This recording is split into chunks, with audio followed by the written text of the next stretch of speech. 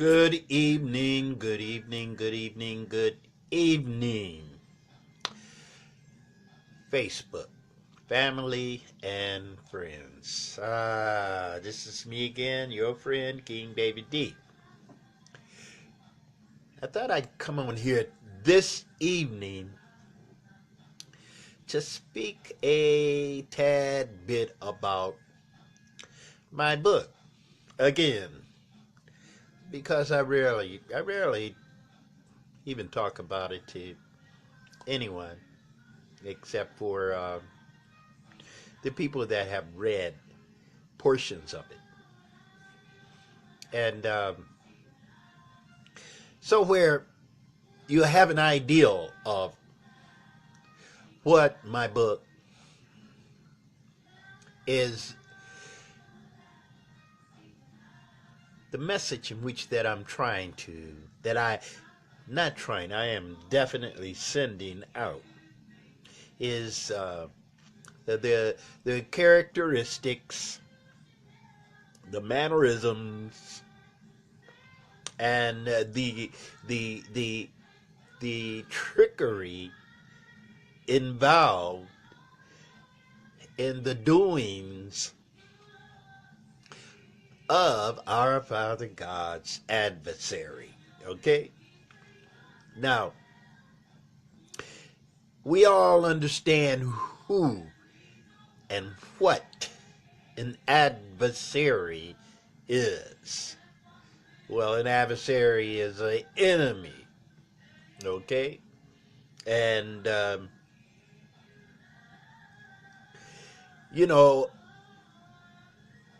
this entity that I speak about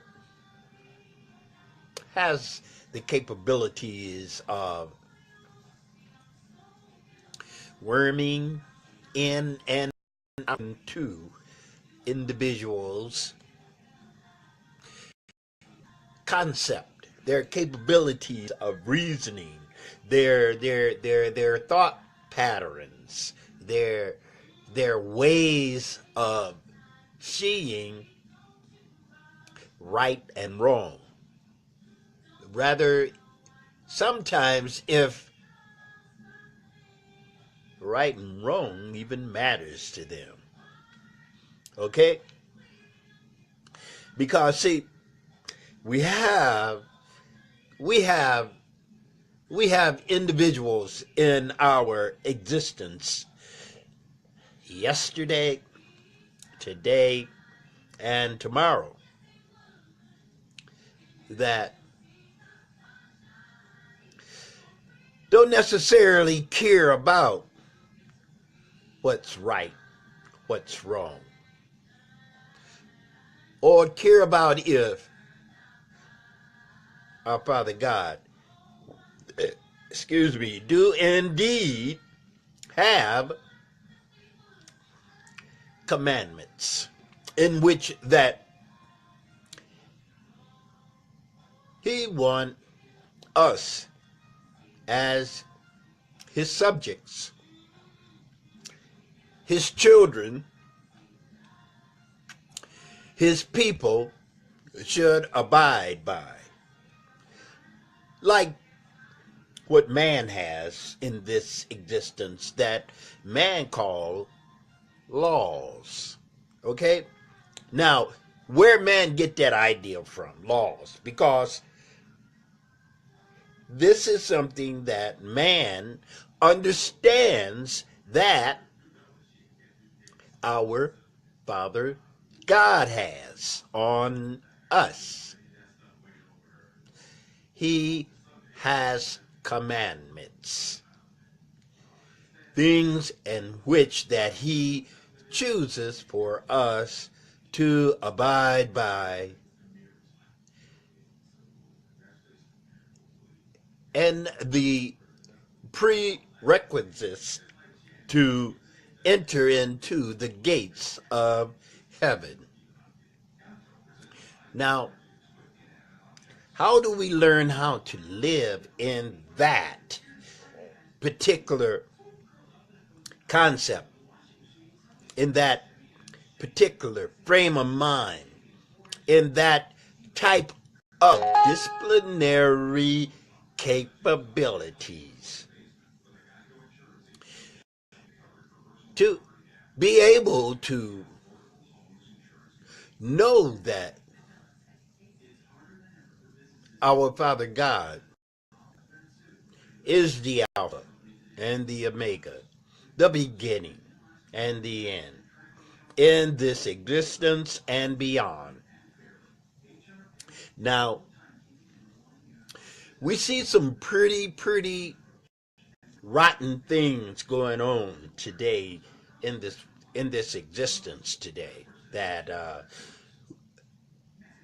we know for a fact that there is some shady deals going on among men. We have to learn how to be loyal to one another by the types of loyalties in which that we show one another. And how do that begins at home. Okay? If you are obedient to your earthly father and mother and brother and sisters and cousins and uncles, then you understand the way nations abide to one another in their own setting, in their own nation, among their own people, and their allies. Okay? How we get along in this world is by setting treatings, what types of treatings that we have with one another are like trade deals, showing favor in each other's territory, inviting over to one's other country or one's other house, things in that manner. Okay? Now, we have individuals in this world today that chooses to see things as if they do not want to tolerate someone else's individuality. And when, say, you go over to a relative's house that live out of town, and so you see that your relatives, they have neighbors and friends, okay? Now, your relatives have this treaty that is among their neighbors and their friends. And then you come along and you want to disrupt it by maybe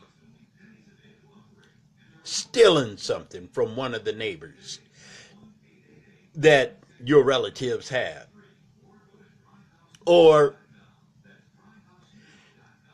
slapping one of the neighbor's kids.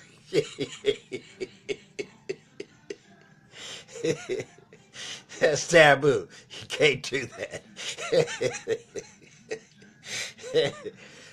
That's another treaty that a person has with their neighbors and their friends and their family members. Now, we learn respect your brothers and your sisters, how you respect one another at home, what the values in which that you are taught when you were a child.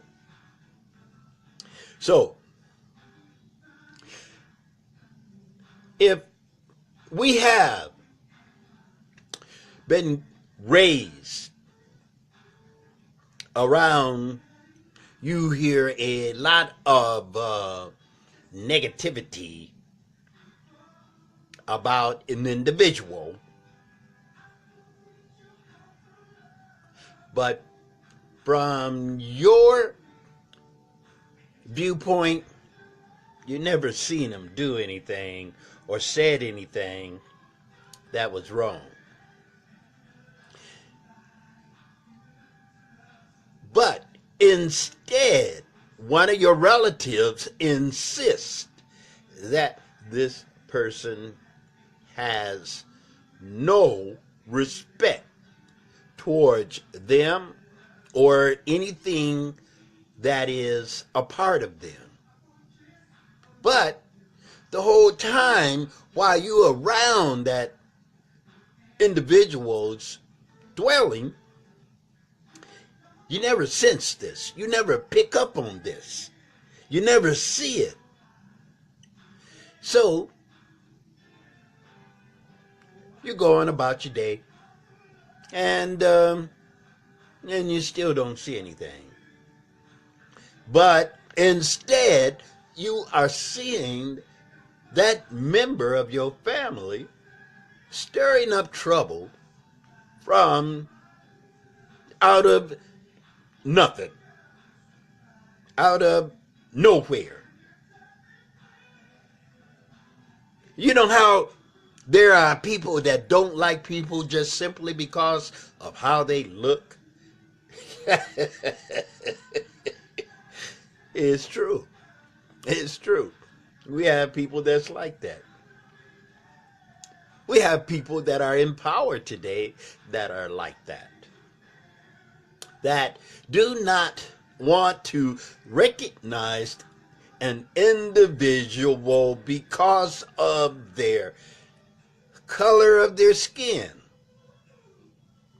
their ethnicity, their heritage. Now,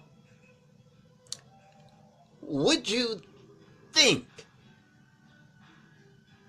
I mean, seriously,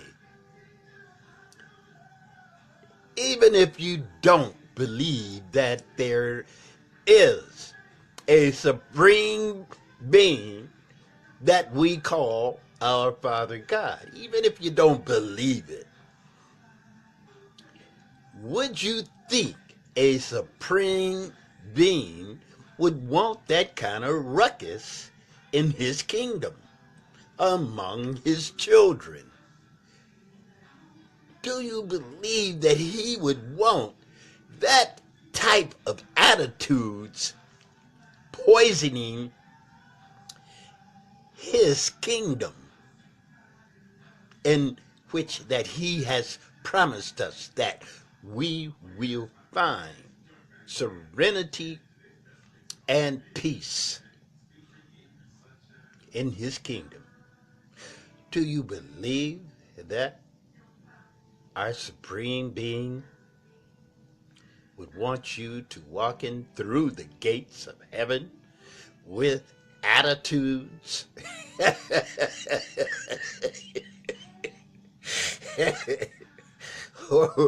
or do you think that he may do as the story that we hear about God casting Satan to hell? Okay? Now,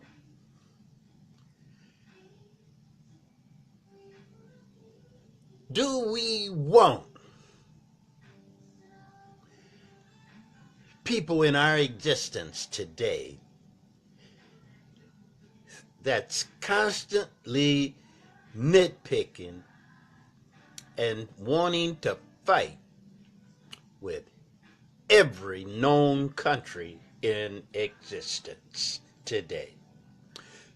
Is this the kind of leader that we would want to have to represent us? No, we would. Now, see, this is why I call my book The Man Made Purgatory. Because, see, if you are one of those people that is abiding by our Father God's commandments, and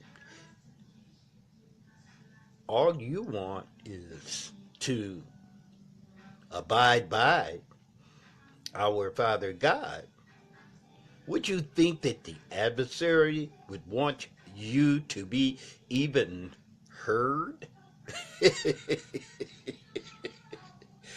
No. No, he wouldn't. Because in his eyes, you would be a troublemaker, a whistleblower, if you will, you know? And so you would automatically be cast aside to keep from being heard.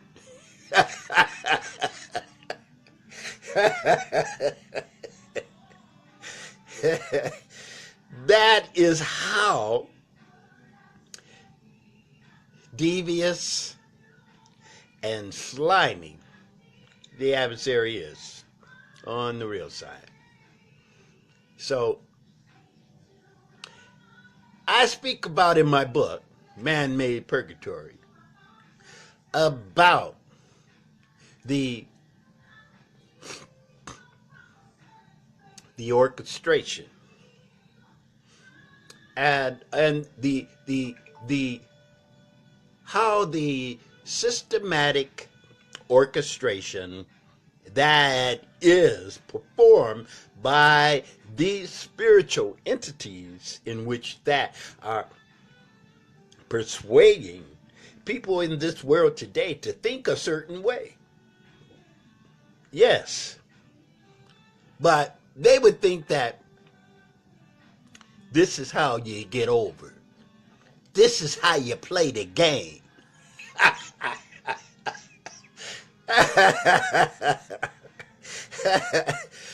Fools. You ain't got no game. Yes, that's right. And you are insane.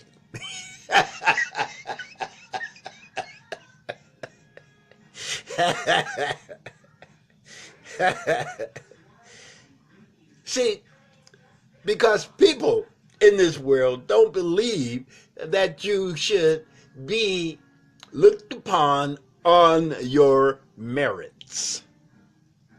Okay? And if your merits are destructive and disrespectful and just all around unacceptable, well, there are people in this existence today that will bring you into their circle because you are useful to them, because that is the way that they say the only way that people will understand. See, the adversary has set a manner in how that he says that we should live. But see, all along, as we move about in this existence, we have this thing that we call a conscience, right? a conscience. That's right. That thing that we got on our shoulders. That thing that tells us what is right and what is wrong. So, now, when we had this, it has become new things that have been brought into existence to help mankind, that a great man named Martin Luther King decided that he would stand for his fellow man and tell them the way that they can bring about a change that should stick. This is how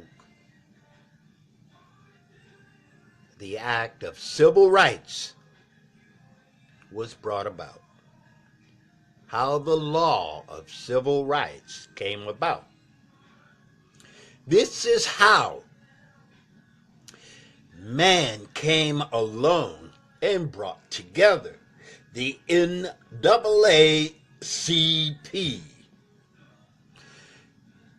This is how things brought about the Better Business Bureau. These agencies that we have today that are here to protect people of their humanity. But see, to be able to receive these types of representation, you must have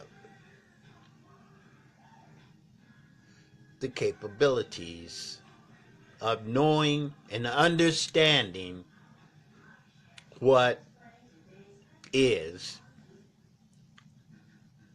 humanity. Why are we here in this existence? Are we here just to go through life,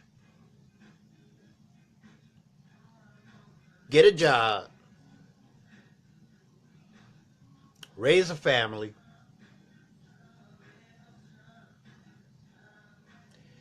save some money, and then die? Is that all? Is that all? Some people would say, yeah, that's all we are here for. No. No. We are here to learn from one another, to establish good relations with one another, to maintain human decency, to be able to live with your fellow man and woman in a way in which that we could say that we are corporals, sergeants, captains, generals, colonels, in the act and the knowledge of life. See, just because the Army give you rank, so does living life give you rank also, on how you live, on what you do, why you live. So, understanding and teaching your children right from wrong. Sometimes we have children, no matter what you say to them, they just do not want to hear it. Matter of fact, they will keep their distance from you because they don't want to hear it. They think that being a gangster, being a thug, being a, excuse my language, a whore, for a thug, for a gangster, the prostitute, to go around and cause disruption among their fellow peers. Well, when they get in that way, I suggest that you pray. I suggest that you pray that they see a brighter day, and pray that the Lord will guide them in that way. Because you don't want it within your vicinity, within your area of livelihood. You don't want this type of conduct disrupting your peace and serene.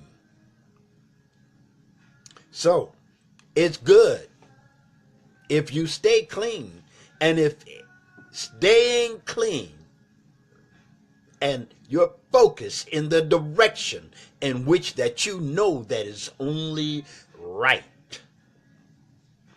Distance yourselves from these types of characters, both day and night. So, man-made purgatory came about from me finding myself living on the streets here in Kalamazoo with every known relative of mine locking me out. So when I would try to gain some type of mobility to establish some type of stability, to have a foundation to begin my quest to do my best, there was no one in favor of me having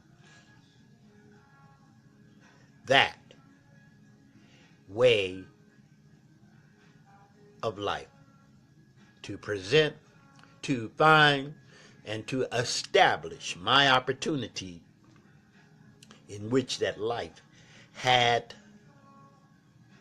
moved from out of my reach. Family members that knew me well enough to know that I had gifts, talents, capabilities, and scruples. Of course, they would say that, no, David had no scruples. David made no sense. But of course, I would not make any sense to them because they didn't want to see me or accept that I was who I claimed to be. And so I had to go on through life and struggled to do my best, and only found my rest behind bars in prison, because there were times when living on the streets came to a area in my life in order for me to survive without any cash. I was dragging my, yes.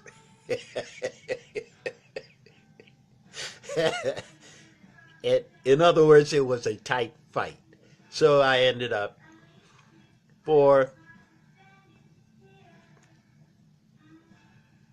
I'd say that it was the plan of the enemy of my Father God, because of the severity of my crime. The severity of my crime that I went to prison for, that I received a felony from, was, yes, indeed, a pound of hamburger.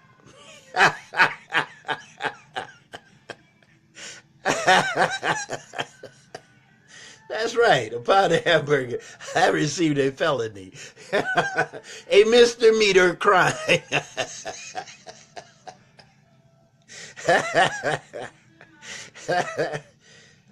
Isn't that terrible?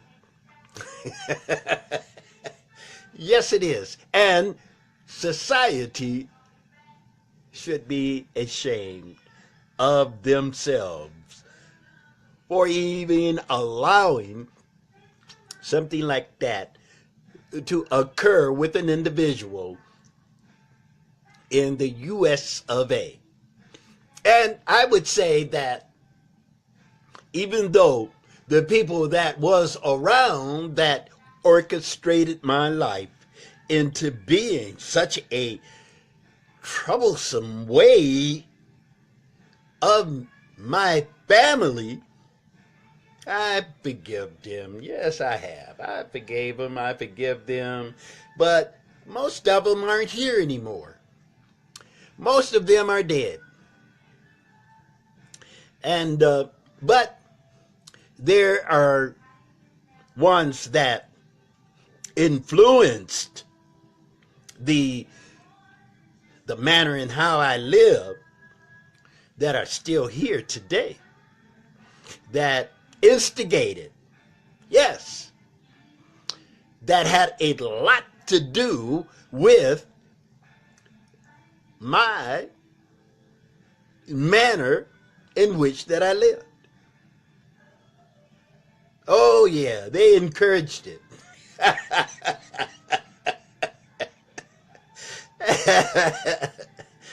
You know, and but I've moved on. I wrote this book, Man-Made Purgatory, to explain exactly how the adversary can exactly orchestrate a person's thinking, behavior, and how the adversary moves about in this secular, systematic, orchestrated structure that we call civilization today. And I think a lot of you would find it interesting because I tell the story about exactly how I lived while I was in my hometown with the majority of the people in this town were family, and how they distanced themselves from me. and still do it today. If they have anything to say, that their recommendation would be putting him away. But I know my Father God is with me, and he's presenting opportunities that will definitely bring about a new way of life for me to be able to live a life with a wife and a family before I go home. So, I hope that I can get some people that will be with me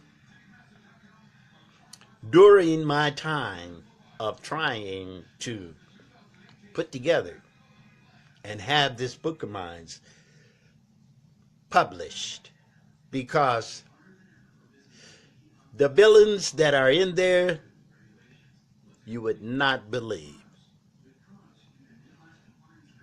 And some of them were very, very close people to me. People who I called my friends. Yes, indeed. So,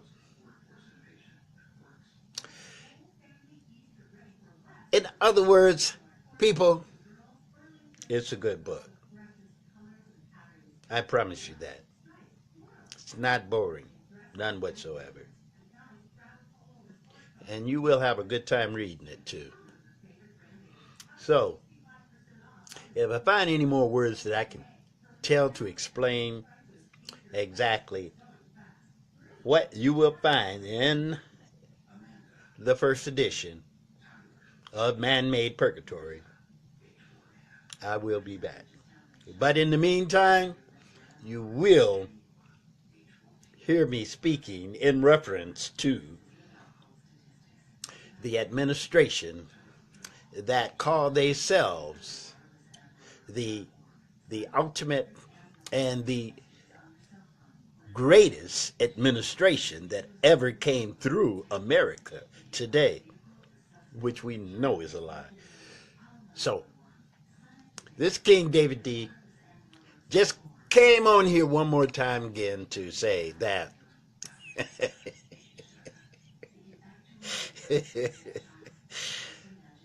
I love you. You love me.